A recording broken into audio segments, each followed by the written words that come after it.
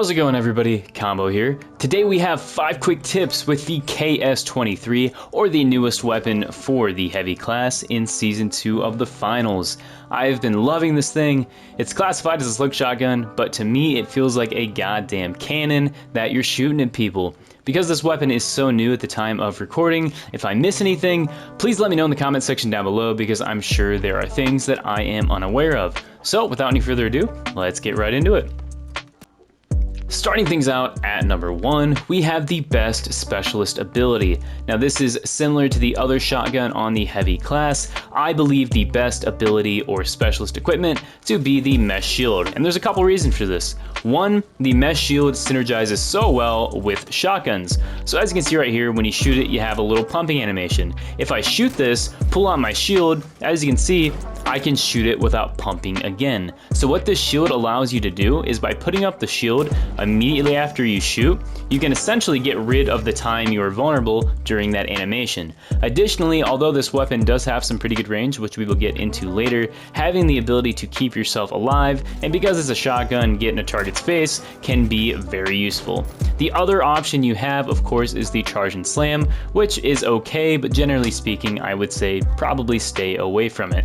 Although this weapon, as I said, can do good in those close ranges, leveraging that range can be useful. But also, as I said, because this thing is kind of the jack of all trades, you can get in a target's face. So if I use the charge and slam, a really good combo I like to use is shoot, go in with the charge and slam, and you can kill them. So as you can see right there, one shot, charge and slam, that is enough to kill a medium and a light target, obviously. So keep those two in mind. It goes by your playstyle. The most competitive, in my opinion, is the mesh shield, but the charge and slam can be just as good.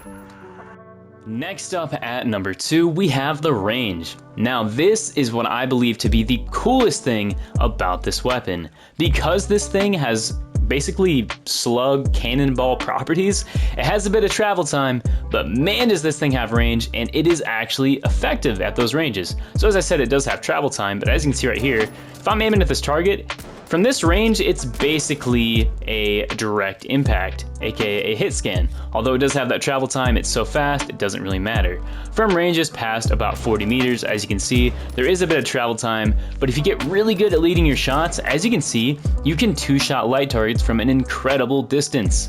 So we'll go even further back here. So we'll go right here, as you can see, 1, 2, 3. The fact that this is a shotgun and I'm almost killing someone from that far is crazy. Now, of course, I don't recommend, hey, try to snipe with this thing, use it at those closer ranges, but if you don't have the ability to do so, just know that you have a lot of range in your back pocket. A range like this, I would say, is pretty realistic in a gunfight. Maybe you're trying to help your team out, you're trying to lead those shots and just poke damage, you most certainly have that ability. Utilize this thing at those longer ranges. Of course, that may give your position away, but generally speaking, the range on this thing, I've said so many times, do not underutilize it. This is very, very helpful.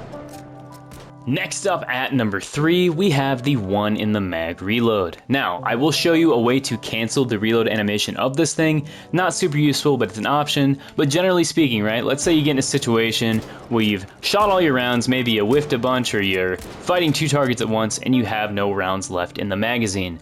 Well, what's cool about the KS-23, similar to some other weapons that have this property, if you, for example, drain all of the rounds out of your weapon, you don't actually have to wait for that full animation to fire it again. So for example, right, if I shoot this last round, you're not able to cancel this, other than the method that I will show later.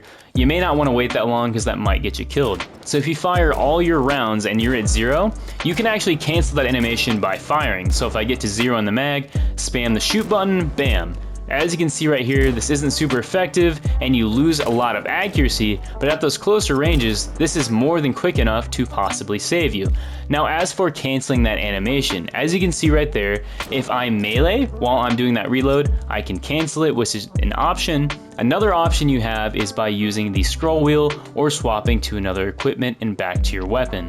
So for example, right, let's say I shoot it, I get 3 rounds in the magazine, as you can see right here. Pull up the scroll wheel, I can cancel that animation. This can be useful because it can allow you to aim down sights and get those quick kills. So once again, reload, cancel on the scroll wheel, I have 3 rounds. On PC, because you don't have that scroll wheel, the option you do have is to pull out another equipment. For this example, I'll pull out a grenade. So reload, pull out the grenade, I know you guys have bindings for that, and then swap back to your weapon. This will allow you to effectively do the same thing and cancel that animation, but the most useful part, if you're going to take anything away from this tip, once you're down to 0, if you're close enough, just keep firing that single shot. As you can see right there, you sacrifice a bit of accuracy. Could also be a skill issue. But generally speaking, as I said, this is good, it's going to keep you alive, and it may save you in a clutch scenario.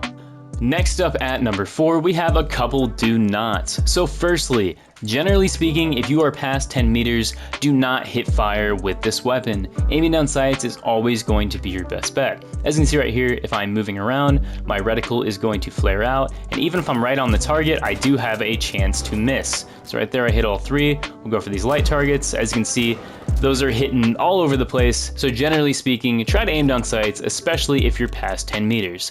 10 meters and in, you can probably hit fire and be fine, but even then, it might be good to be safe. If you're going to aim down sights, also don't just stay aimed down sights like this. After you shoot it, get that cocking animation, unaim down sights, and then move around. That'll make it a little bit more difficult for targets to hit you.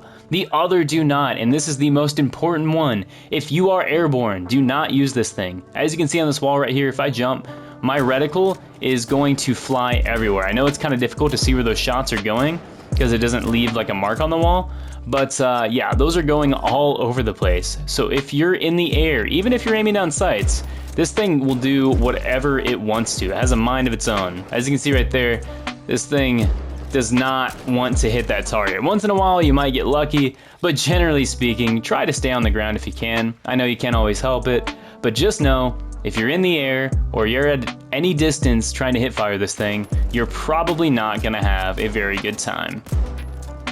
And finally, at number 5, and this doesn't need a ton of explanation, we have the optimal kill combos. So as I showed off on medium targets, you have 2 options.